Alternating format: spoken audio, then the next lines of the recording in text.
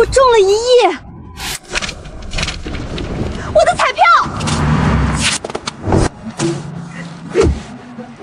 快拿！谢谢。恭喜您，税前1亿，税后8000万。8000万，奖金信息尽量保密，银行卡和验证码不要交给任何人。我明白。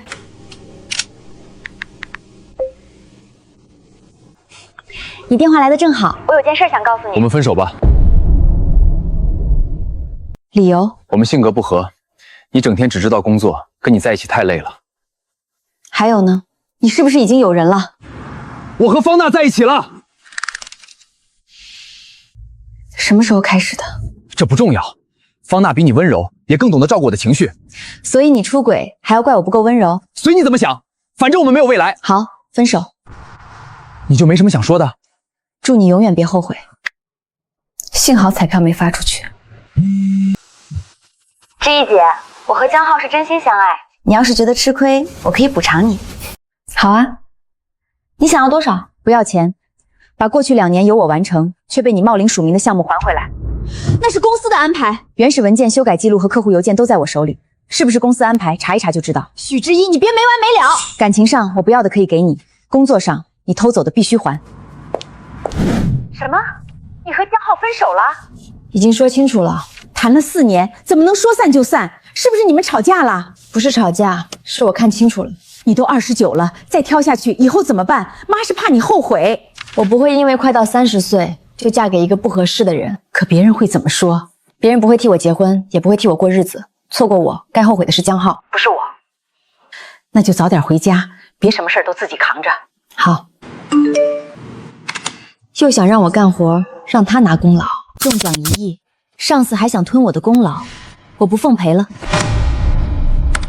核心工作全部由我完成，为什么负责人是方娜？我是负责人，当然负责把控方向，连调研数据都看不懂，你把控什么方向？许知意，你什么意思？负责人和署名按照真实工作量确定，否则这个项目我不接。公司怎么安排你就怎么做，绩效、尽心和行业评价都在我手里，你最好想清楚。感情上刚输给我，工作上就别再逞强了。靠抢别人男朋友找优越感，又靠抢别人项目升职，你确实挺忙。够了，不想干就滚，少拿私人情绪影响项目。从会议开始，你们说的话都录下来了。再抢，我直接报警。你敢录我，我让你在这个行业待不下去。这句也录上了。纵容关系户抢功，强迫员工无偿加班，利用绩效威胁下属。方总监，您可以慢慢向总部解释。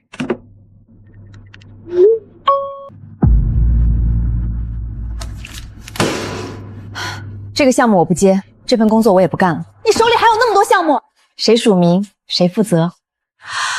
交接清单已经上传公司系统，再威胁或者骚扰我，录音会同时交给总部和劳动监察部门。离开公司，你什么都不是。那就看看究竟是谁离不开谁。方负责人，下午的客户提案你来讲吧。下午就提案？是啊，你不是负责把控方向吗？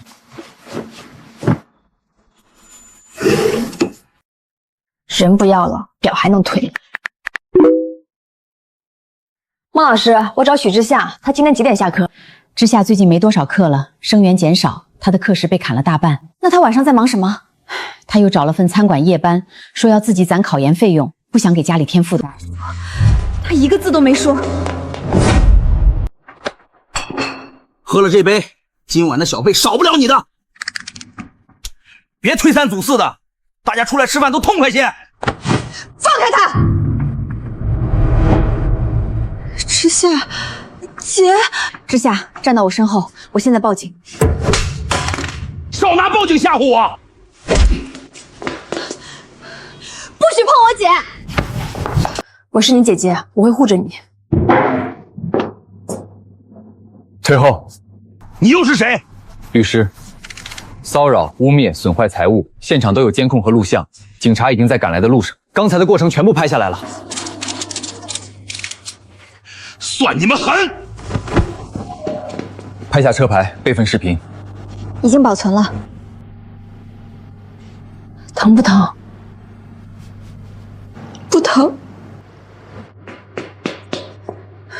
许之夏，谁让你得罪客人的？这桌损失从你工资里扣，押金也别想拿了。他被客人骚扰，你还要扣他的钱？做服务员受点委屈怎么了？别人为什么不找别人，只找他？因为那个男人欺负他年轻，你欺负他不敢反抗，不想干就滚！这份工作不值得做，辞不值你决定，少挣的钱姐姐给你托底。我辞职，工资和押金请全部结清。想得美！拒绝结算可以申请劳动仲裁。刚才威胁扣工资的话，录像里也有。我又没说一定不结，我去问财务。视频已经备份，餐馆拖欠工资或者刚才的人继续骚扰，可以联系我。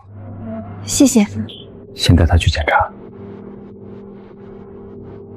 姐，你怎么突然来安市了？来看看某个天天在画丝忙得脚不沾地的人。我中奖1亿，妹妹却为几十块时薪被欺负，她舍不得给自己花的钱，我替她花。2位的餐点已经上齐，一共18600元。18000？姐，退掉！我在餐馆站2个月都挣不到这么多。你不是一直想吃这家吗？可这也太贵了，吃顿饭而已，去哪儿不能吃？放心吃，我请得起。这个我吃不惯，姐姐你吃。他分明是觉得这个贵，你在画室上课，餐馆站夜班，挣的钱却拿去给我和爸妈买礼物，你图什么？我年轻，站一晚上，第2天还能活蹦乱跳。今天要不是我碰见，你还准备瞒多久？画室课时少了，考研又要花钱，我总不能什么都找家里要。家人不是只能分享好消息，遇见困难也可以说。可你已经够累了。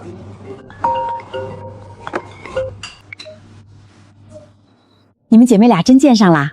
我姐一来就训我，现在又点了一桌菜堵我的嘴。你姐是心疼你，你天天只会报喜不报忧。之意，你也别光顾着训妹妹，你刚分手，心里肯定不好受。你们好不容易见面，好好吃饭，好好叙叙旧。知道了吗？过2天早点回来，你姑妈家要办婚礼，保证按时到。妈，还有什么事儿？家里3楼又积水了，你爸非要自己爬上去补，下来以后腰疼了2天，师傅说彻底修要几万块。你想让我先拿一点？你手头方便就先借一些，以后我和你爸慢慢还，不方便就算了，千万别硬撑。不用借，也不用补。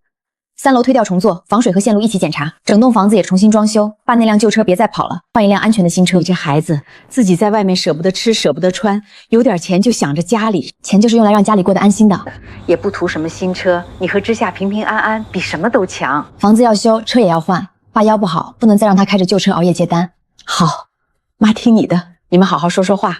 之夏陪陪姐姐，之意也别总把什么事儿都自己扛着。知道了。姐，你刚分手，刚辞职，现在又要装修房子给爸换车，你哪来这么多钱？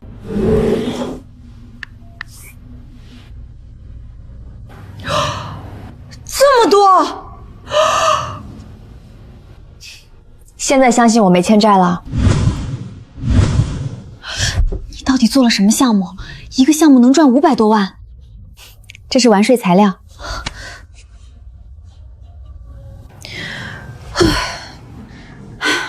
合法就好。这件事绝对不能告诉亲戚。为什么？舅舅会来借钱，姑妈会给你介绍对象，村口的大爷大妈一晚上就能替你把500万元分完。你考虑得很全面，不是开玩笑。亲戚知道以后，肯定有人觉得你的钱就是全家的钱。放心，我不会向外透露。527万，装修房子给爸换车确实够了。这张卡不是我的全部资产。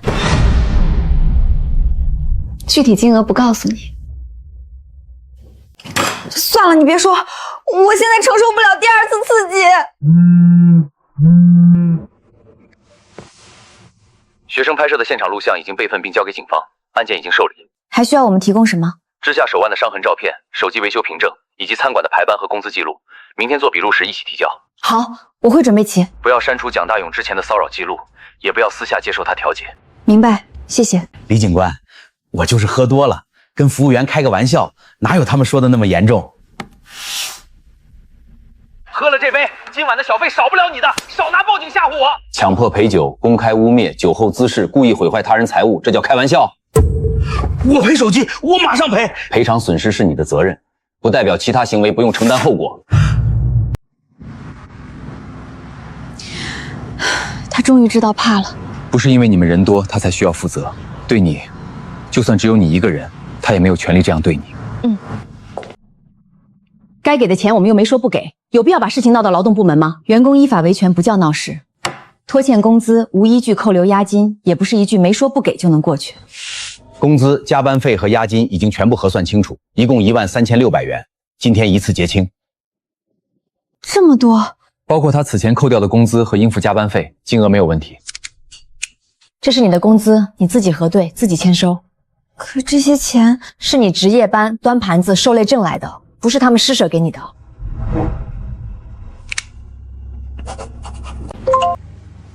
这次是餐馆管理失职，邹红梅已经被停职，后续会重新培训员工权益和突发事件处理流程。许之夏，对不起，那天我不该把责任推给你，也不该威胁扣你的工资和押金。我接受你的道歉，但那天做错的人不是我，是我处理错了。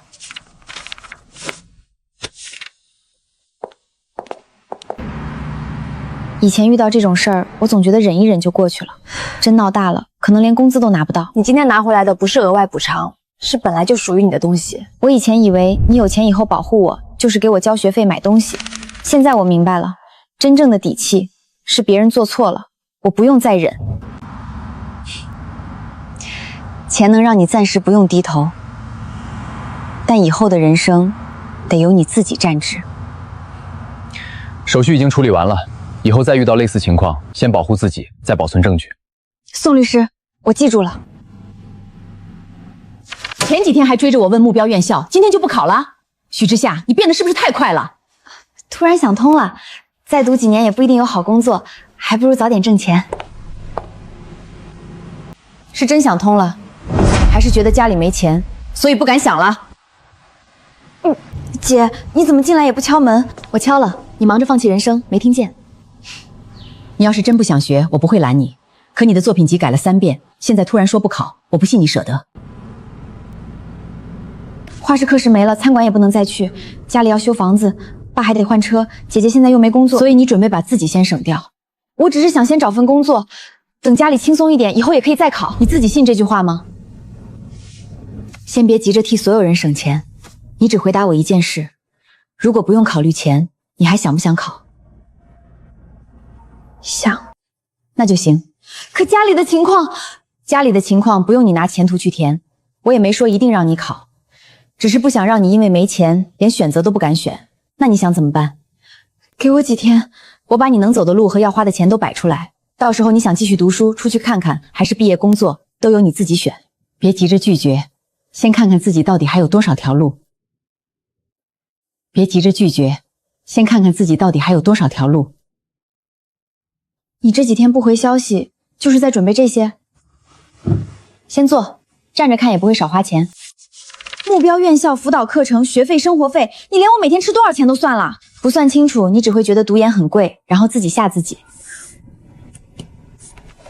不看了，光看数字我都替你疼。第一条，你想考研，辅导、学费和生活费我负责，能不能考上是你的事儿，钱不用你操心。海外交换，你们学校有合作项目，语言培训、申请流程和生活预算都在里面。你要想出去看看，我支持。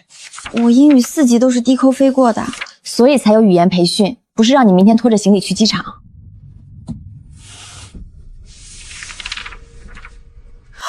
这地方你都找好啦？离学校不远，面积不大，租金也合理。你以后真想开画室，可以先从这里起步。租金、装修、画材呢？我出。姐，你不是让我选路，你是准备拿钱把整条路铺平。我只能替你解决钱，路还是要你自己走。这3条必须选1条，1条都不选也可以。这不是我给你出的考题，你可以考研，可以去交换，可以开画室，也可以毕业后先找工作。可我要是选了又没做好呢？那就承认没做好，再想下一步。考研没考上呢？明年再考，或者换条路。交换申请失败呢？总结原因，决定还要不要继续申请。画室开倒了呢？关门、清账，回家吃饭。我给你准备后路，不是要求你必须成功。就算这3条全失败了，你也可以先休息半年，再找第4条。你不怕我把你的钱都浪费了？许之夏，你姐有钱，不代表你突然变成吞金兽了。哭完慢慢选，你的人生不用今天就定下来。如果以后真开画室，这笔钱算我借你的。为什么？场地、装修、画材都让你出，我什么都不承担，那不叫创业，叫当米虫。你想负责任，没问题，但我不想让这笔钱变成压在你身上的债，总不能1分钱都不还。那就换个还法。这是什么？以后画肆稳定盈利了，拿出一部分利润给家里困难、喜欢画画的女孩上免费课，画材也由画肆承担。你给我托底，我再去帮别人，总比把钱还给我再躺在账户里好。那每个月可以留几个免费巨额，寒暑假还能给外地来的孩子安排集中课程。先别把20年后的课程表都排完，画肆还没开，我就是突然觉得这事儿好像真能做，能做，但不能只靠口头约定。钱算赠与还是投资，画肆归谁，公益利润怎么留，都要写清楚。亲姐妹也要算这么清楚，感情可以不算，账必须算，否则哪天意见不一样，我们连从哪里吵下来都不知道。那找谁写？正好认识一个不会只挑好听话说的律师。方案做得很细，但我得先泼3盆冷水。这么严重？第一，启动资金是赠与、借款还是投资？第二，画肆归谁？第三，公益费用从哪里出？账目由谁管？画肆还没开，听着已经快散伙了。这些问题现在不谈清楚，以后才容易散伙。如果我负责启动资金，但不要求之下偿还，怎么写更合适？可以明确为附有特定用途的赠与，资金只用于约定的场地、装修和经营支出，也要写清楚，正常经营失败不会自动变成他的个人债务。那公益课程呢？等画肆稳定盈利后，再按约定比例设置专项预算，账目单独记录，不对外募款，先把自己承诺的事情做好。这个我能接受。还有一条，你出钱，不代表你可以替他决定画肆怎么经营。写进去。不再考虑一下？本来就是他的人生，我出钱是让他多一个选择，不是换一种方式管他。那协议就好写了。宋律师，你以后也得帮我看着我姐，她有钱以后说买东西就跟点外卖一样。刚才是谁已经把寒暑假公益课程都安排好了？我后面还准备做一个项目，需要长期法律顾问，你有兴趣吗？先看项目方向合适，流程合规，我再决定接不接。你连顾问费都不先问，项目有问题，顾问费再高，我也不会点头。那我更想请你了。资料先发给我，别急着把合同也做好。你们聊得挺好的，现在难道不是在讨论我吗？想好了，我想先考研，那就考。万一没考上，你不许失望。我花钱给你买选择，又不是买录取通知书。尽力准备，考上了继续读，没考上再决定下一步。等你确定目标院校、协议和费用计划，再一起调整。好，宋律师。爸，你赶紧下来！喊什么？就补2块地方，一会儿就弄完了。爸，你腰都直不起来了，还爬这么高？贴2张膏药就好了。找施工队过来，张口就是几万，能省一点是一点。省钱可以，不能拿命省。先下来，您今天敢继续爬，我就把梯子扔了。你这孩子，一回来就管你爸。姐现在有钱，扔得起，您最好下来。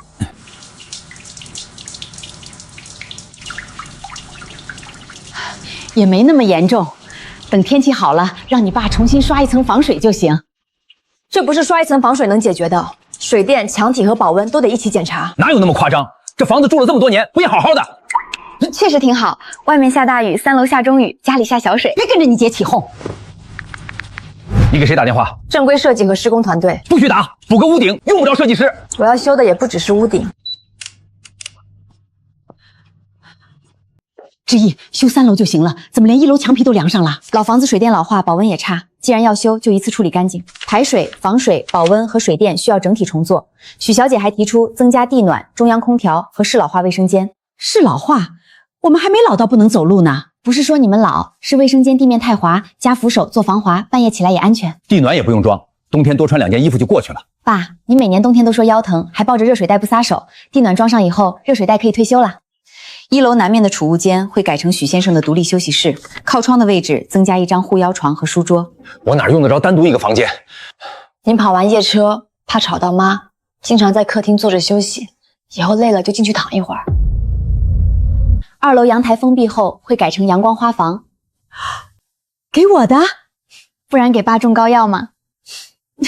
您那些花冬天搬进搬出，年年冻死一半，以后都放花房里，旁边再给您留个喝茶的位置。弄这么好干什么？我在窗台种也一样。3楼重新做防水和排水后，会改成2个带卫生间的套房，方便2位女儿回家居住。我也有房间，省得你每次回来跟我抢被子。这个方案非常合理，包括基础工程、家具和家电，整体预算大约106万元。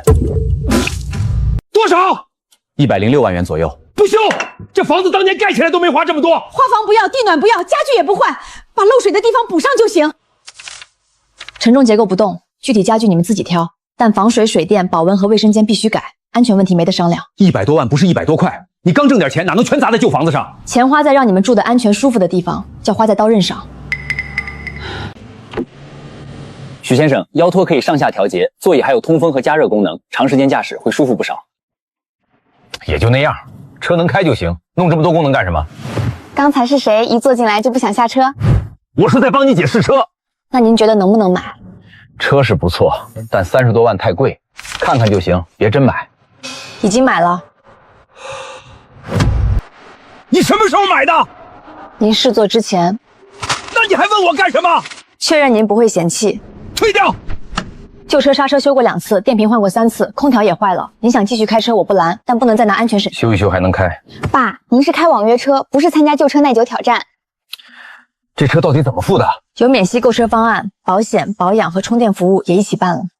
还是分期？那不就是欠钱？这车到底怎么付的？有免息购车方案，保险、保养和充电服务也一起办了。还是分期？那不就是欠钱？没有利息，全款和分期总价一样，现金留在手里还能产生收益，为什么不用？车辆还要办理正式牌照和相关手续，全部完成后，我们会按照许小姐留下的地址送到村里。手续没办完，应该还能退吧？不能。你问过人家没有？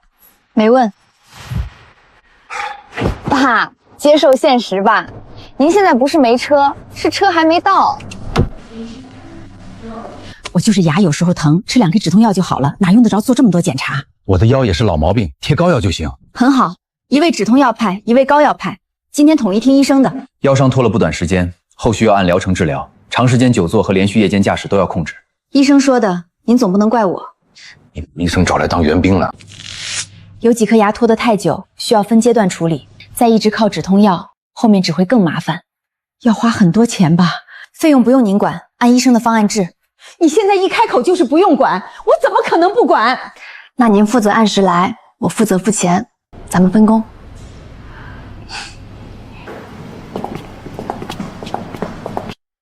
从今天起，止痛药派和膏药派正式解散。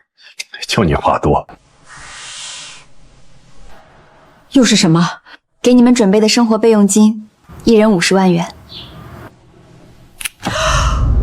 50万，1人50万，那就是100万，我不要。房子、车、治病已经花了这么多，这钱你自己留着。这是给你们应急的，不是让你们一天花完。你是不是把奖金都拿出来了？志毅，家里再穷也不能把你的钱掏空。妈，我看过相关材料，钱来路合法，也不会影响姐姐以后的生活，你们就别替她算了。他以后还要创业，还要过自己的日子。我们做父母的哪能趴在女儿身上享福？我上学的时候，冬天那么冷，爸骑摩托送我，手冻得连钥匙都拧不动，也没说让我自己想办法。妈牙疼的一晚上睡不着，第2天还是舍不得挂号，把钱留着给我和之夏交学费、买画材。都过去多少年了，还提这些干什么？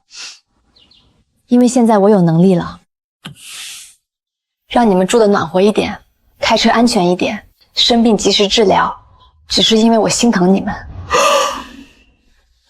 我们把你养大，不是等着你还钱。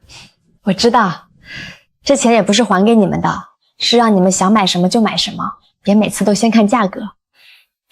我和你妈用1份就够了，哪要1人50万？1人1份。妈以后看牙买衣服不用找您报账，您想买钓鱼竿也不用偷偷藏快递。你还偷偷买钓鱼竿？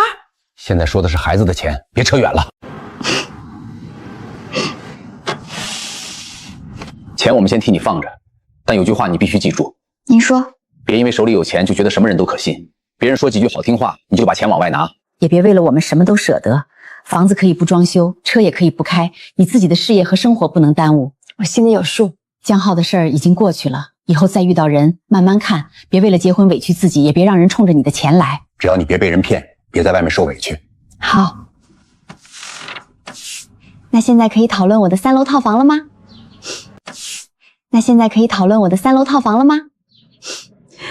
你姐刚花了100多万，你还惦记套房？设计都出了，浪费设计费更可耻。桂芬，你听说没有？志毅给他爸订了辆30多万元的新列车，还找人把整栋房子重新装修。听国安说车已经定了，过2天送到村里。装修队前几天也来量过房子。哼，定了不等于付清，现在买车、装修都能贷款，签几个字就敢说是自己的。妈，事情还没弄清楚，你别在外面乱说。我乱说什么了？他失恋辞职，突然又买车又装修，换成谁不多想？知意姐不是会为了面子乱花钱的人。你马上嫁进韩家，车房都有人准备，哪懂普通上班族的压力？走吧，晚上吃饭，正好提醒提醒你舅舅，别最后替女儿还债。现在有些年轻人胆子是真大，失个恋辞个职就敢贷款买车、贷款装修，最后还不上，不还是父母跟着受罪？桂芬，吃饭就好好吃饭，我又没点名，我就是提醒你们，年轻人受了刺激，花钱容易没数。房子漏水坝的车也不安全，修房买车怎么就成受刺激了？正常维修用得着100多万，正常换车用得着买30多万的，普通上班族哪来这么多现金？还不是借的？妈，知意姐做事一直很稳，车还没送来，装修也没开始，你别先认定她借钱。你马上嫁进韩家，婚房、车子都有人准备，当然不懂普通人挣钱多难。我结婚跟知意姐有没有借钱是两回事儿。怎么是两回事儿？你要是没找东城这么好的对象，以后不也得自己为房子、车子发愁？爸，3楼柜子里的东西今晚先收出来，装修队明天进场，别耽误人家施工。还真敢开工？合同已经签了。签合同又不等于付钱，现在装修公司为了接生意，都敢先拆房后收款。姑妈懂得不少。我是在替你爸妈担心，别到时候强拆了一半，贷款批不下来，还得让家里亲戚帮你填窟窿。姑妈放心，真有窟窿也不会找您。你这孩子怎么听不出好赖话？听得出来，所以我才让您放心吃饭。妈，明天还要送婚礼座次表，先吃饭吧。你姑妈说话难听，你别为了争口气，又临时往装修里加东西。车已经买了，房子也准备修，够了，日子是自己过的，不用做给他看。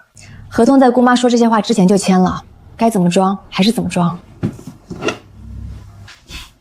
姑妈她就是酸的，不能没礼貌，那是你姑妈。过来搬东西。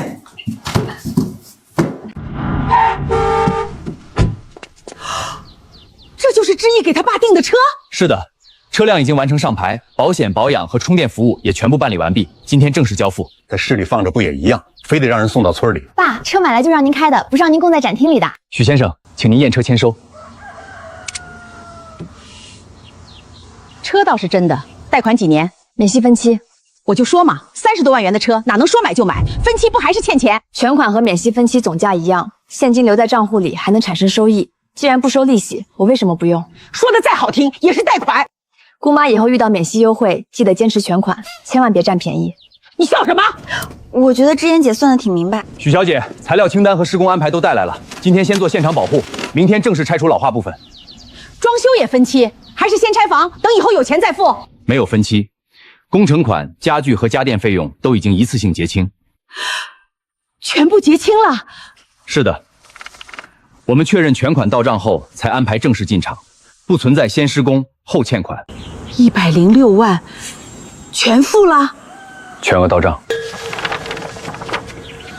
哇，你真一项都没减。花房的柜子少做了一组，那能省几个钱？妈，能让姐姐少花一点，已经很不容易了。你还真把100多万全付了？不付钱，人家为什么来干活？知意姐。这样装完，舅舅腰疼能少受点罪，舅妈冬天也不用守着小太阳了。我就是这么想的。你以前给自己买件衣服都要比半个月价格，现在终于舍得让自己和家里过得好一点了。3楼装好以后，你回来也有地方住。那我得提前预约。哼，100多万全砸进旧房子，也不见得是会过日子。以后结婚连嫁妆都拿不出来，看谁家愿意要。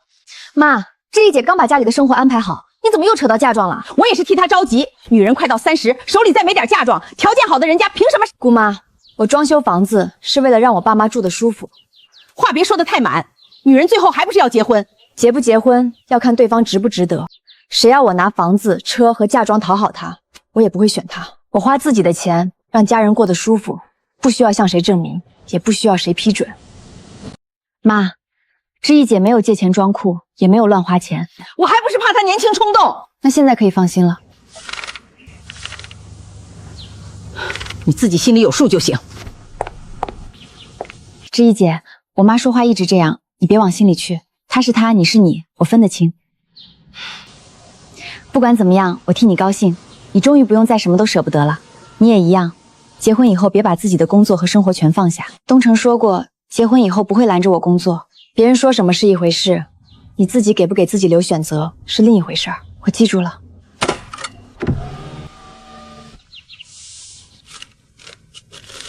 贵芬，你可真是命好，雅琴嫁进韩家，婚房车子都准备好了，东城家里还有建材生意，以后女儿享福，你也跟着省心。主要还是雅琴会挑人，女人这一辈子选对丈夫比在外面辛苦10年都强。女人这一辈子选对丈夫比在外面辛苦10年都强。东城看着也稳重，雅琴确实有福气，所以女孩子工作差不多就行，最重要的是婚姻，挣再多钱，年纪大了没人要，不还是白忙？就像枝叶，工作倒是拼命，结果谈了4年的男朋友还是分了。眼看都快30了，再往后拖，哪还有条件好的人等他挑？妈，大伯母在夸我，你怎么又扯到芝亚姐身上了？我就是顺口说说，也是替她着急。你夸我嫁得好就夸我，没必要拿芝亚姐做比较。你这孩子，我是在告诉你选对丈夫有多重要。雅琴幸不幸福，她自己知道，不需要靠我没结婚来证明。枝叶，我说话是直了一点，可女人年纪越大，确实越不好找。江浩不合适，还可以再找一个。刚结束一段错误的感情，我不急着开始下一段。现在不急，过2年想急都晚了。姐，别听我妈的，你条件这么好，以后肯定能遇到更合适的人。谢谢，不过遇不遇得到都不影响我过日子。哼，嘴上当然都这么说，女人最后哪有不嫁人的？姐，你来帮我选首饰，我妈给我挑的那套，戴上能直接去唱大戏，那叫喜庆。姐，我妈越高兴越喜欢拿别人做比较，她那些话你别往心里去。她是她，你是你，我不会怪你。不过我还是想劝你一句，江浩是不好，但你不能因为他就觉得婚姻都靠不住。我什么时候说婚姻靠不住了？那你怎么一点都不着急？我只是不急着为了结婚而结婚，找到一个经济稳定、愿意照顾自己的人，也是一种好生活。就像东城，他对我好，韩家也愿意替我们准备婚房和车，我觉得挺幸福的。你喜欢东城，他也认真对你，我当然祝福你。我也相信你们能把日子过好。我还以为你会说靠别人都不可靠，我为什么要在你结婚前唱衰你？我只是希望你结婚以后依然是赵雅琴，可以做妻子，也可以继续有自己的工作、朋友和喜欢做的事。东城说了，他支持我继续工作，那就记住这句话：别人愿意照顾你是好事，但你自己要永远有退路。什么叫结婚以后还得保留自己？东城说了，他支持我继续工作，那就记住这句话：别人愿意照顾你是好事，但你自己要永远有退路。什么叫结婚以后还得保留自己？雅琴还没进韩家的门，你就教她跟婆家分得那么清楚？妈，知意姐没有让我防着韩家，又是工作，又是自己的声音，这还不叫防着？女人结了婚就该把心放在家庭里。姑妈，你误会了，我祝福雅琴，也相信她和东城会幸福。哼，嘴上祝福，话里话外却让她别相信婆家，这也叫祝福。相信伴侣和保留自我并不冲突。雅琴有自己的工作和想法，也不影响她认真经营婚姻。你就是没人养，才把这些话说得这么清高。真有个条件好的男人愿意养你，你还能不嫁？妈，知意姐没有说东城不好，你别故意曲解她的话。谁说知意需要别人养？家里100多万元的装修是知意安排的，国安的新车是他买的，之夏以后考研的学费和生活费他也准备好了。他现在连我们一家人的生活都能安排好，为什么非得急着找个人养他？有几个钱就能一辈子不结婚了？我没说不结婚，真遇到值得的人，我会认真经营婚姻。那你还挑什么？因为我现在连自己和家人的生活都能安排好，确实不急着找一个人养我。将来我结婚，是因为我爱对方，也相信我们能一起把生活过好，不是因为我怕一个人过不好。知意说的对，他不是不要婚姻，是不肯为了年纪随便结婚。嫂子，你以前不是还怕她嫁不出去吗？我以前只顾着着急，没想过她愿不愿意。比起她晚几年结婚，我现在更怕她为了年纪委屈自己。你别听他们说的复杂，东城对你好，韩家条件又好，你安心嫁过去就行。你别听他们说的复杂，东城对你好，韩家条件又好，你安心嫁过去就行。我当然相信东城，不过继续工作也不影响我过日子。东城自己也说过会支持我。韩家又不缺你那点工资。我知道，可我自己也挺喜欢现在的工作。以后再说吧，现在先准备婚礼。我娘家有个侄子35岁，自己开店，条件也不错，要不给知意介绍一下？就是离过一次，不过男人年纪大点会疼人。先不用了，知意才刚结束一段感情，让他先过好自己的日子，以后真遇到合适的，他自己会考虑。你现在倒是不着急了，以前着急是我没想明白。6万6的红包，再加一对金镯，我们韩家娶媳妇儿礼数可不能少。这是最新款，雅琴以后陪东城出去见客户，背着也体面。亲家对雅琴是真重视，婚房、车和彩礼全都准备好了。雅琴以后嫁过去就是享福。累了就先去休息，外面有我招呼。没事儿，今天高兴。雅琴，新婚快乐！姐，你终于来啦，给你的新婚礼物。之夜，你没准备红包？礼物就在里面，就这几张纸？妈，姐姐送什么都是心意，我也没说不好，就是今天这么多亲戚看着，这是送给雅琴的，她喜欢就好。知意姐能来，雅琴就已经很高兴了。姐，我现在能打开吗？去休息室看，里面到底是什么？还非得关上门看？30万？什么30万？姐，你全款买了一套公寓，38平方米，离你公司不远，房款和相关费用都结清了。你本人确认后，产权只登记在你名下。就这么几张薄纸，里面装着一套房，所以礼物不能只看厚不厚。我不能要！你刚给舅舅姑妈装修房子，买了新车，现在又给我花30万元，你自己不过日子了？我的生活已经安排好了，这笔钱不会影响我，那我也不能白拿。你是我姐姐，不是专门替我们花钱的人。不是谁叫我一声姐姐，我都会送她一套房。我高3住校那年，家里正好周转不开，你把攒了1年的600块压岁钱偷偷塞进了我的书包。那都多少年前的事了？你还干过这事儿？那都多少年前的事了？你还干过这事儿？我说那年你的压岁钱怎么突然没了？我怕您知道之后不让我给。那你也不能一声不吭全给出去啊！他还给我留了一张纸条，说等我发财了，要我还他一栋楼。我当时就是开玩笑，一栋楼暂时还不起，先还你一套小公寓。600块换30万，哪有这么算账的？当然不能这么算。600块是当时的你能拿出来的全部，这30万元是现在的我能够承担的一部分。你从小就真心把我当姐姐，在我心里，你和之夏一样，都是我的妹妹。可30万元也不是小数目，所以我没有随便送。我知道雅琴是什么样的人，也知道这份礼物交到她手里不会被糟蹋。可韩家已经准备了婚房，这套公寓我暂时也用不上，可以出租，位置离你公司近，租金稳定，每个月也能多一份收入。雅琴都嫁进韩家了，还需要自己买房收租？结婚以后拥有共同的家，和雅琴自己有一套小房子并不冲突。韩家的婚房是他们共同生活的地方，这套小公寓是我送他的一份个人资产，也是一把只属于他自己的钥匙。东城一直支持我继续工作，我也没打算结婚以后什么都不做。那很好，你们彼此支持，工作和婚姻都能经营好。今天是你结婚，别把妆哭花了，还不是你害的。仪式快开始了，准备好了吗？这是在看什么？之言姐全款给我买了一套小公寓，30万元。知意姐费心了，雅琴，这是姐姐疼你，你就收下吧。我就知道你会理解。你有自己的房子和收入，我也替你高兴。之前说好的，结婚以后想工作就继续工作。只登记雅琴一个人的名字。只登记雅琴一个人的名字。之言全款送给雅琴的，当然写雅琴的名字。可雅琴马上就是我们韩家的儿媳妇了，结婚以后，这房子也算他们小两口的共同财产吧？不算，赠与对象明确写的是赵雅琴个人，购房款由我全额支付，房屋无贷款，也只登记她一个人的名字。一家人过日子分得这么清楚，不太好吧？这是我送给雅琴的新婚礼物，不需要韩家出1分钱，也不会增加东城的任何负担。就像东城送给雅琴的礼物，也不会因为结婚就变成所有人的东西。知意姐说的对，这是给雅琴的礼物，当然属于雅琴。亲家，这套房是之言送雅琴的，你们家又没出钱，写雅琴一个人的名字也正常。我就是随口问问，没别的意思。不用韩家出1分钱，阿姨为什么这么在意房子归谁？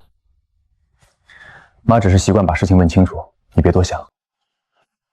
仪式快开始了，别让宾客等着。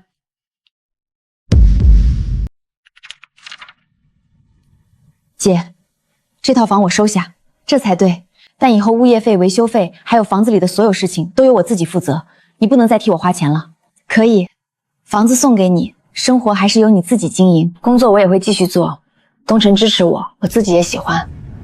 婚姻工作和自己的生活本来就可以一起经营。雅琴，该入场了。来啦！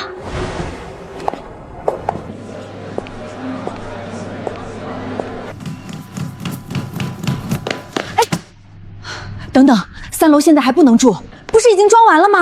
工程是结束了，但3楼是姐妹套房，柜体和软装比较多，还需要继续通风，等检测合格以后再住，更安全。听程设计师的，房间跑不了，身体更重要。我的套房近在眼前，却不能进去睡。以前漏雨的时候也没见你这么惦记3楼。以前上去是接水，现在上去是享福，能一样吗1楼2层已经完成空气检测，可以正常入住。3楼继续保持通风，我们后续还会再做一次复检。辛苦了。这真是我们家的厨房，台面按照您的身高调整过，常用物品不用再踮脚拿。以前那套柜子还能用，其实不用全换。以前的柜门一开就往下掉，您还准备留着砸脚吗？也没每次都掉。我一个人要什么休息室？放张床能睡就行。爸，嘴上说不要，腰已经先接受啦。去看你妈的花房。这边下午晒得到太阳吗？可以，您种花晒太阳都合适。以后屋顶漏水不用爸爬梯子，冬天也不用围着小太阳取暖，这个钱就没白花。快别站着了，过几天就是除夕，灯笼串联还什么都没准备。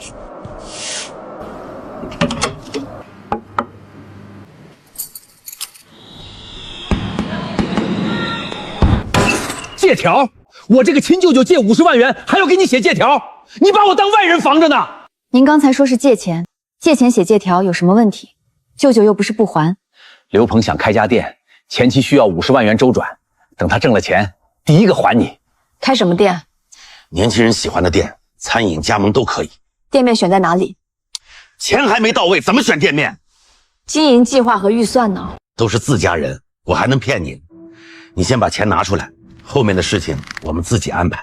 舅舅都知道了，你给家里装修花了100多万元，给你爸买车，婚礼上还送了一套30万元的房，舅舅只借50万元，对你来说算多吗？知意现在到底有多少钱？外面都说你至少赚了几百万元。我的存款是个人隐私，一家人问问又不会抢你的，钱放银行也是放着，拿出来大家一起赚钱多好。我这里正好有个稳赚不赔的项目，山里做康养民宿，政策扶持，以后城里老人都来住，你投30万元，1年回本。项目公司成立了吗？正在筹备，场地审批和运营团队呢？这些等资金到位再办，都是亲戚介绍的项目，还能有假吗？知意，你做大项目认识的老板多，顺便给许峰安排个工作，工资不用太高，1个月1万多元，有双休，坐办公室就行。他有什么相关经验？年轻人学得快，再说有你打招呼，谁还真查经验？你一句话的事儿，别跟叔说办不了。知意，你给父母妹妹花钱是应该的，可一家人不能只顾自己。现在你有能力了，顺手拉亲戚一把，不也是做好事吗？大家先别一起说，让知意喘口气。我们也没让他白给，就是借一借，投一投，帮个忙。都说完了吗？说完了，现在轮到我回答。没有经营主体，没有场地，没有审批，连运营的人都没确定，这不叫投资项目，只是一个想法。做生意哪能什么都准备好了？再找钱，至少要先知道钱准备怎么花，又靠什么挣回来。你就是不相信亲戚。投资看项目，不看亲戚远近。许峰想工作，可以参加正常招聘，我能把公开的招聘信息发给他，但不会替他绕过考核。有关系不用，你是不是傻？我以前最讨厌的就是靠关系抢走别人机会的人。我不会有了能力以后再变成那种人。那存款总能告诉我们吧？大家也是关心你。不能，问问都不行。我的钱从哪里来，怎么安排，我自己负责。我的钱从哪里来，怎么安排，我自己负责。老人看病，孩子上学，家里遇到真正的突发意外，我会根据实际情况帮忙。做生意就拿出计划、预算、合同和还款方式。想找工作就自己投简历、过面试，我可以提供信息，不会替任何人走后门。说到底，你就是不想借。按照您现在的准备，确实不能借。一家人借钱还谈合同，你有钱以后就六亲不认了。一家人借钱，为什么可以10年不还？你什么意思啊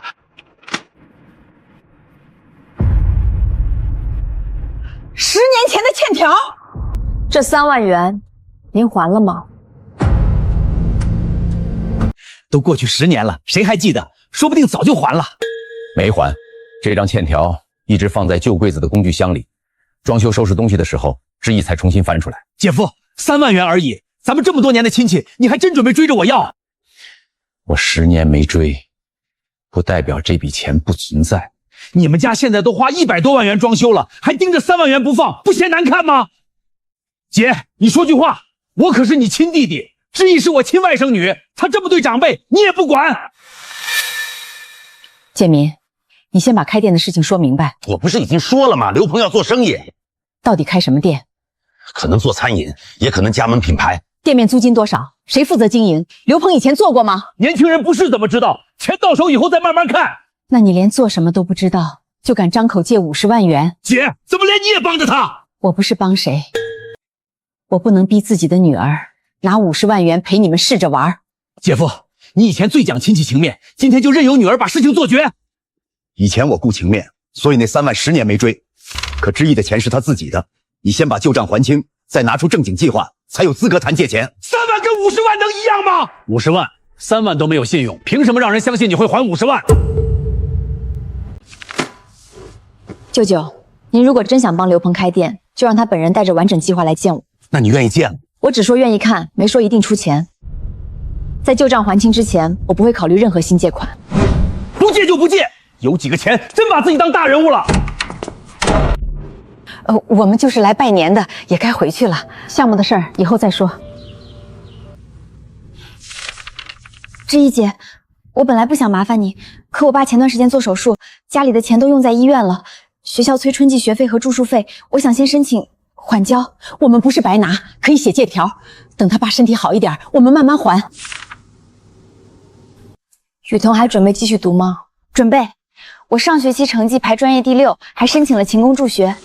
这孩子怕给家里添负担，差点连学校都不回了。学不能停，可是家里现在确实拿不出来。学费和住宿费我来承担，直接交进学校账户。不行，8000多元也不是小数目。这笔钱用途明确，学校也有正式通知，我知道他会花在哪里，也知道雨桐为什么需要。知意姐，我以后一定还你。不用把它当债，你把学业完成，能独立照顾自己，就是最好的结果。我一定好好读。秋梅姨记着你的情，真遇到困难，家人可以帮一把，但帮助不是让谁欠一辈子的人情。同样是家里有难处，差别怎么这么大？雨桐什么都准备好了，实在没办法才开口。救急是帮人跨过眼前的难关，没计划的生意不是救急，是拿别人的钱试运气。以后再有人拿亲情逼你出钱，爸替你挡着。妈也不会再替别人劝你，我自己能处理。不过你们站在我这边，我更有底气。这份方案你们自己看过吗？我们3家门店已经停止扩张，你们的方案还在写半年新增10家门店。这个数字是根据前期调研得出的。哪一份调研？就是项目组之前做的调研。消费者样本来自哪里？数据截止到什么时候？为什么与你们之前提交的报表对不上？秦总，方负责人主要统筹整个项目，具体数据由执行员工整理。负责人不需要了解核心数据，那他负责什么？我们的核心方向没有问题，只是部分数据需要更新。这不是部分数据，用户画像、门店策略、线上渠道全是旧框架。你们把待验证的初稿换了封面，就拿来当最终方案。前期跟我们做访谈、梳理渠道问题的人是许知意，让他参与下一次沟通。许知意已经离职了。他什么时候离职的？年前。他走得很突然，很多东西都没有交代清楚。许知意的交接资料是完整的。你什么意思？数据词典、访谈记录、客户邮信和版本说明都在交接完件盒里，系统也有接收记录。交接清单还是方总监确认通过的。资料完整，你却解释不了。那问题不是许知意没有交接，是你看不懂。这是我们给贵公司的最后一次修改机会，3天之内如果还拿不出可执行的方案，我们就解除合作。3天之内如果还拿不出可执行的方案，我们就解除合作。3天内重做方案，所有人留下加班。方总监，这已经是第4次推翻重做了。客户的经营计划发生了变化，需要负责人重新判断方向。许知意以前不是留了框架吗？照着那个框架改。那个框架只是初步假设，文件里写的很清楚，必须根据客户确认结果调整。那你们就调整啊！公司发工资不是让你们来告诉我做不了。客户问的核心数据，您自己一句都答不上来，我们怎么替您决定方向？周晴，注意你的态度。项目出了问题，所有人都要负责，谁敢在这个时候推卸，绩效全部归零。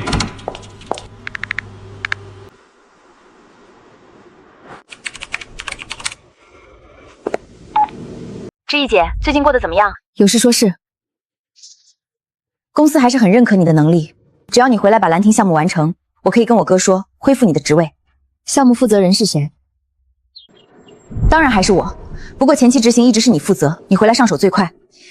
你继续当负责人，我回来替你做方案。大家各司其职，有什么问题？没问题，只是我不参加。许知意，你别不识好歹，公司愿意让你回来，已经是在给你台阶。辞职申请、项目交接和接收回进都已经完成。我现在不是公司员工，也没有义务继续负责公司的项目。这个项目原本就是你做的，现在出了问题，你凭什么撒手不管？因为我已经离职，也按照公司要求完成了全部交接。你明知道别人接不了，还故意离职，不就是想看我出丑吗？交接文件写的足够清楚，你看不懂，不等于别人故意为难你。你等着，我让我哥跟你说。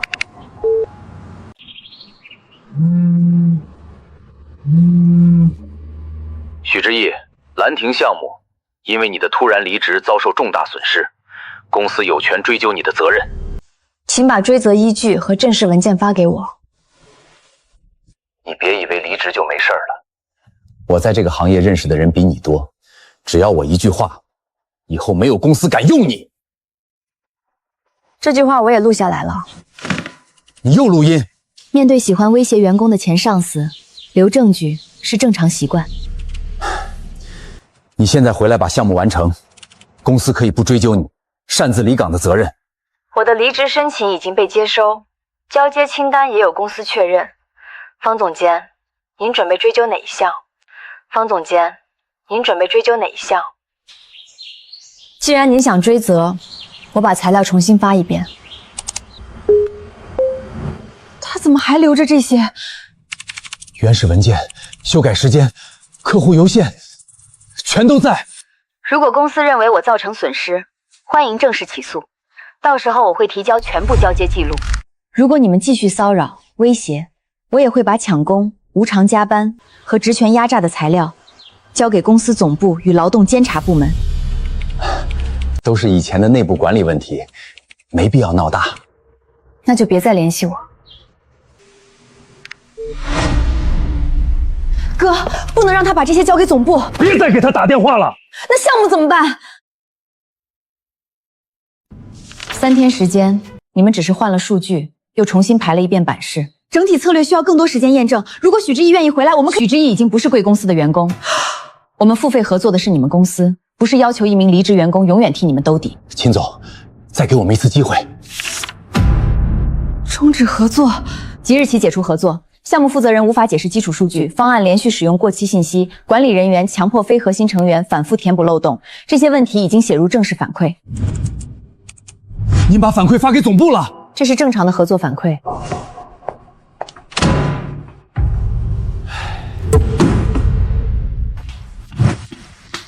项目还是没通过。客户已经解除合作了，还把反馈发给了总部。你不是一直说兰亭项目是你负责的吗？本来就是我负责，都怪许知意突然辞职，还故意不肯回来帮忙。既然是你负责，为什么许知意不回来，项目就做不下去？你什么意思？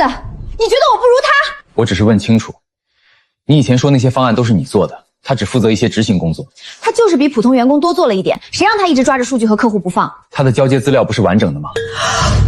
你怎么知道？你刚才自己说的，他把证据发给你哥，交接文件全都在。所以过去那些项目真正做调研、写方案、跟客户沟通的人，一直是许知意。江浩，你现在是在替他说话吗？我是在问你，你一个普通职员懂什么项目？没有我哥，你以为那些客户会听谁的？所以你拿到负责人和署名，靠的是你哥。我是说我哥在公司有话语权，能协调资源。可项目真正出问题的时候，你们谁都解决不了。你是不是后悔跟我在一起了？是不是又想起许知宇了？方娜比你温柔，也更懂得照顾我的情绪。所以你出轨还要怪我不够温柔？随你怎么想，反正我们没有未来。我问你话呢。许之言以前再萌，也不会把工作失败全怪到别人身上。后悔了就去找他，看他还会不会要你。我是不是真的选错了？后悔了就去找他，看他还会不会要你。我是不是真的选错了？许小姐，您是不是多输了一位？这是2000万。没输错，半层写字楼3年合同，再加上装修和人员成本，新公司前期压力可不小。这笔钱就是3年的运营和试错预算，位置按原计划留着，不缩。哪里不合适？这里写重大项目由法律顾问共同确认。多一道风险审核不好吗？我负责审合同，提醒风险，经营决策应该由你负责，我不能借着法律顾问的身份替你管公司。那就删掉。徐总，我必须提前说明，我孩子还小，偶尔可能需要临时请假。华城食品的客诉危机是你处理的？是，不过我怀孕以后，方玉把我的署名换掉了，产假前又逼我主动离职。客户运营负责人，薪资比你上一份工作高30%，另有项目分红。您不担心我需要照顾孩子？我招的是能把客户流失率从30%降到8%的人。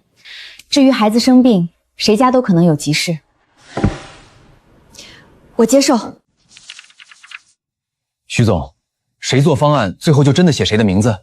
管理者可以拿管理成绩，但不能连创作者的名字也一起拿走。客户非让员工陪酒呢，正常商务沟通按职责安排，谁强迫员工陪酒，这个客户不合作。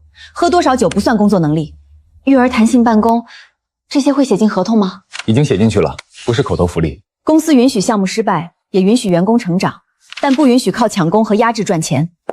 高薪、分红、弹性办公，还给员工请律师，你这是开公司还是做慈善？方总监赚不到钱时，压榨员工控制成本。我暂时赚不到钱时，可以花自己的钱，确实不太一样。有钱也不代表会经营，所以今天比方案，不比存款。本次全国品牌换新项目，第一阶段预算1200万，方案能够覆盖全国调研、区域试点和后续落地，集团会追加预算。这套数据是2年前的，用户样本也对不上。女性消费习惯能变多少？把年份更新一下，年份能改，样本不能造。重新调研来不及，先用旧框架竞标，报价压到680万，这个价格连12成调研成本都不够，先中标，后期再追加。我倒要看看客户会怎么考虑这个项目。消息已经传到客户采购部了，我们要不要马上回应？不跟他们在群里吵。我会保留证据，是否追究你来决定。先完成竞标。陈月准备执行团队，灵山核对最新数据，银行资信证明和履约资金证明一起放进竞标文件。明白。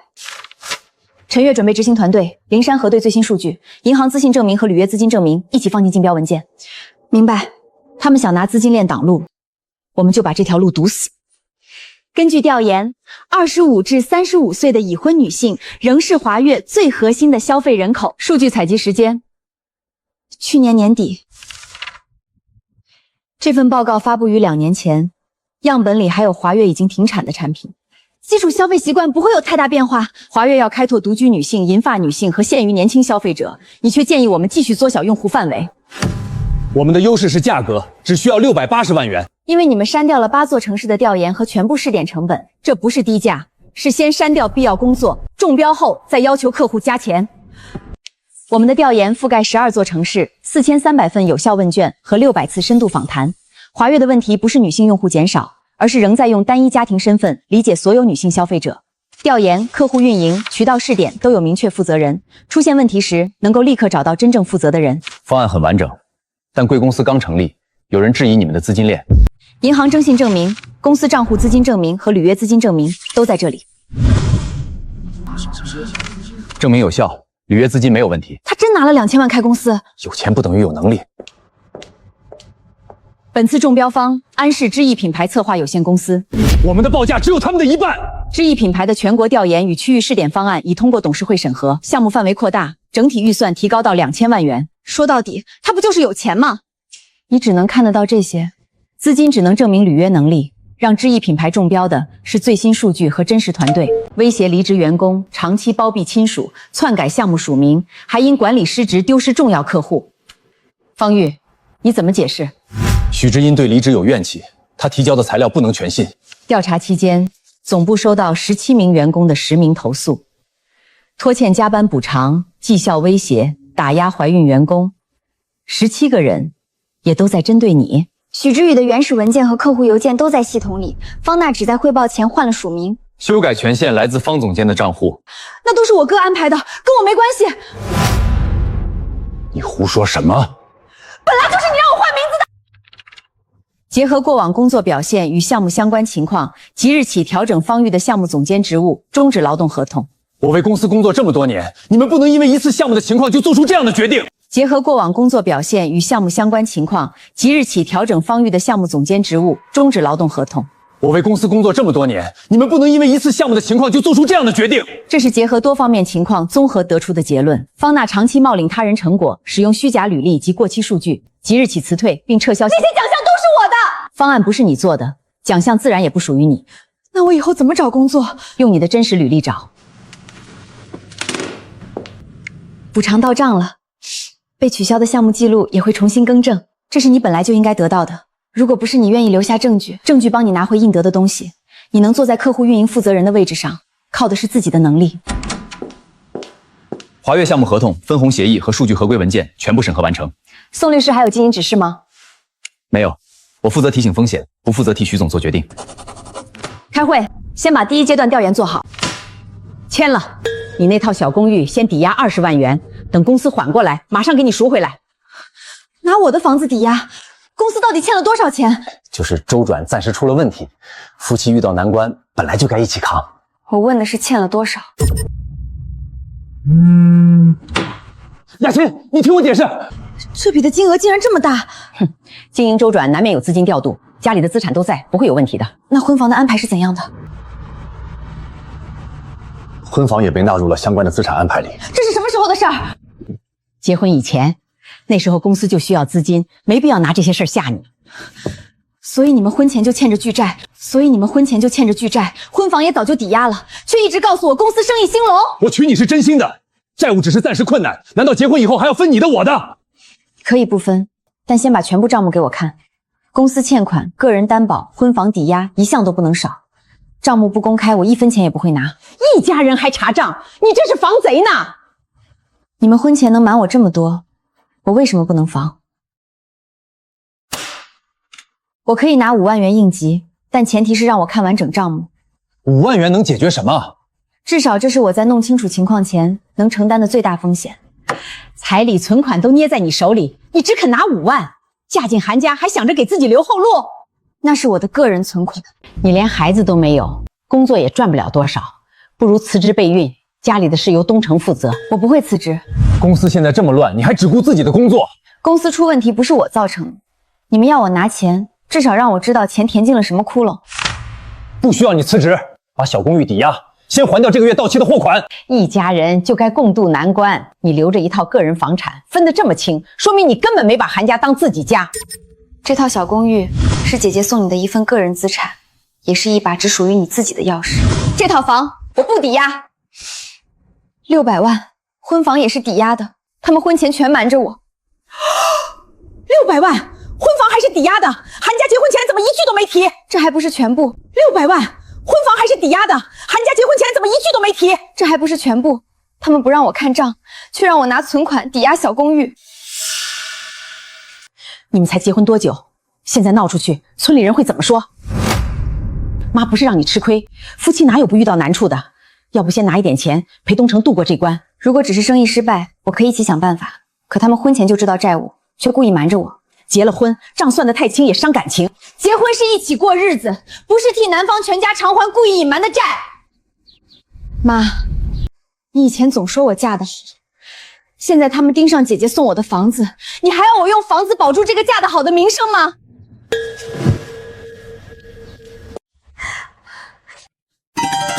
赵雅琴，开门，躲着解决不了问题。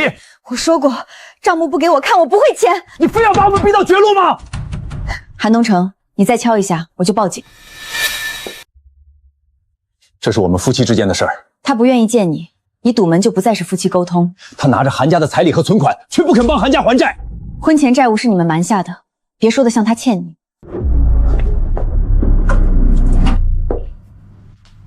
知意姐，我本来想自己解决，我不想什么事儿都麻烦你。你现在是想保住别人眼里的面子，还是先保住自己？我以前真觉得嫁得好就会有人替我扛事，可他们现在最先盯上的就是我唯一的房子。那就先把房子和你自己保住，剩下的我们一件件查清楚。韩家建材公司现有诉讼与执行债务1300余万元，韩东城婚前提供过个人担保，婚房也在结婚前办理了抵押。这些他们从来没告诉我。目前证据显示，债务形成于婚前，也没有用于你们婚后的共同生活。你没有签过担保、借款或债务承认文件，就不要补签任何东西。这套房由许知意明确赠与你个人，赠与协议和产权登记都只指向你本人。韩东城可以强行抵押吗？没有你的签字，他无权处分。你一旦自愿签字，银行就可能依法处置房产。我不会签。现在你想怎么做？我要离婚。因为公司遇到一点困难就离婚，你把婚姻当什么？我给过你机会公开账目，你没有解释，只想让我拿钱签字。一家人哪能什么都讲证据？东城要是好了，你不也跟着享福吗？正因为涉及婚姻和财产，才更需要证据。小公寓是赵雅琴个人财产，任何人都无权要求她抵押。韩先生的婚前债务也不能因为结婚自动转嫁给妻子。你真要为了30万元的房子毁掉我们婚姻？毁掉婚姻的不是房子，是你从结婚以前就开始骗我。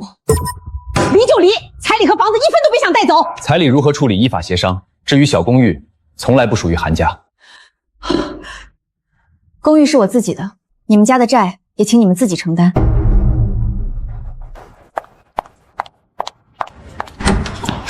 雅琴，公司已经在找新投资，你现在回头还来得及。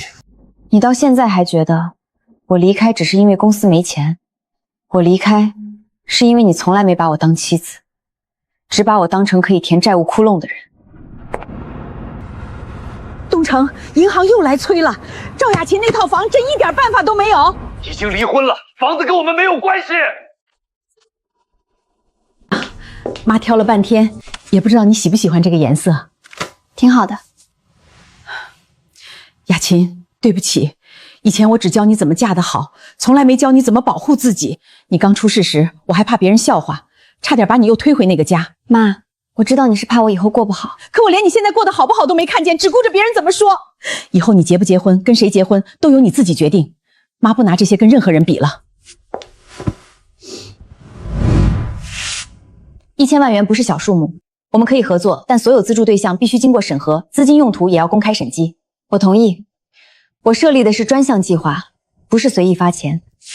法律援助、临时住宿、教育资助、技能培训和创业支持分开审核，直接拨款必须有明确用途和跟踪记录。你想帮助哪些人？遭遇职场骚扰却无力伐权的女性，可能因为经济困难辍学的女学生，需要临时住所的单亲母亲，还有生育后想重返职场的人。项目名称呢？知意女性成长专项计划。姐，我考上了。梁老师说你专业成绩排在前面。以前我总觉得你替我交的学费、准备的画室，都是我以后必须还清的债。现在我明白了，你给我的不是债，是让我敢继续走下去的底气。那就把这份底气传给真正需要的人。放心，我不会只做家生仆了，以后升级成公益画死徐老师。我曾经觉得夫妻谈财产就是不信任，后来才知道，故意不让你看清的东西，才最需要防备。你现在讲的比电视里的专家还明白。我只是把自己吃过的亏说明白。离婚不丢人，明知道对方算计你，还逼自己留下，才叫吃亏。你又在看许志熙公司的新闻？他设立女性计划，上了本地新闻，我只是看见了。他拿钱买名声，你还真当他多了不起？至少他的公司和项目是真的。你现在连一份工作都做不长，还要怪他？你终于说实话了，你就是后悔了。我后悔的是当初没看清你是什么人。你以为许知仁还会要你？滚！去找你的许知仁！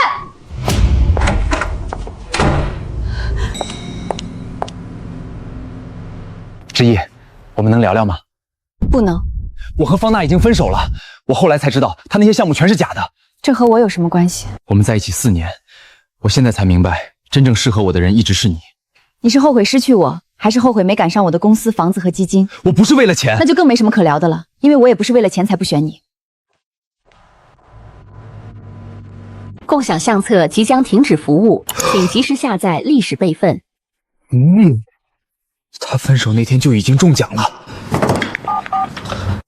你还找我干什么？许知意中了1个亿，就在我们分手当天。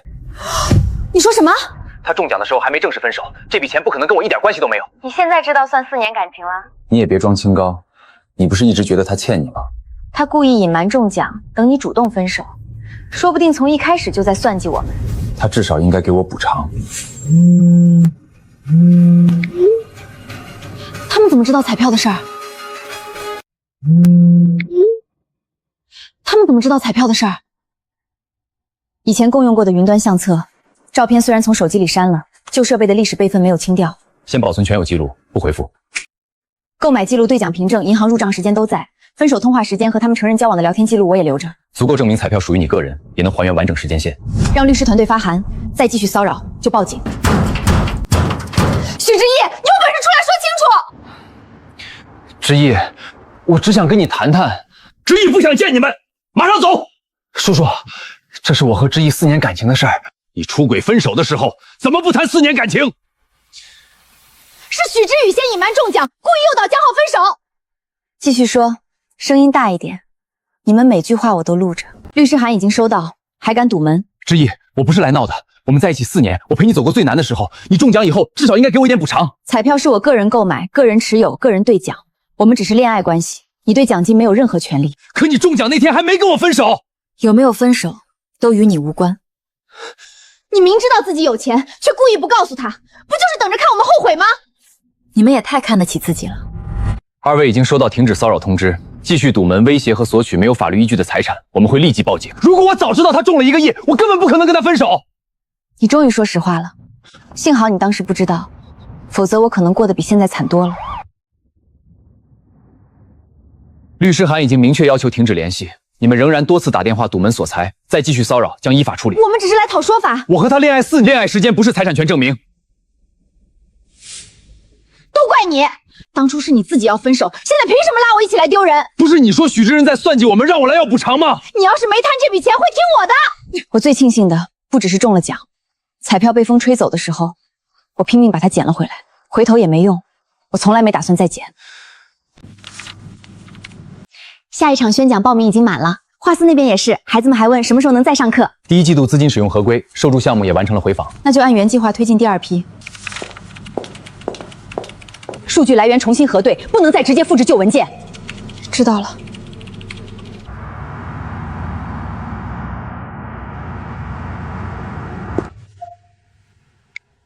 今天不跑啦？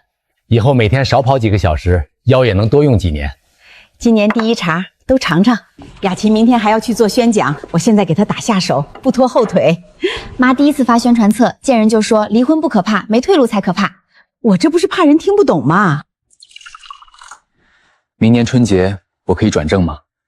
那要看宋律师这1年的表现。我继续努力。知意，是不是又拿到一笔奖金？这一次不是奖金，是我和团队自己赚来的。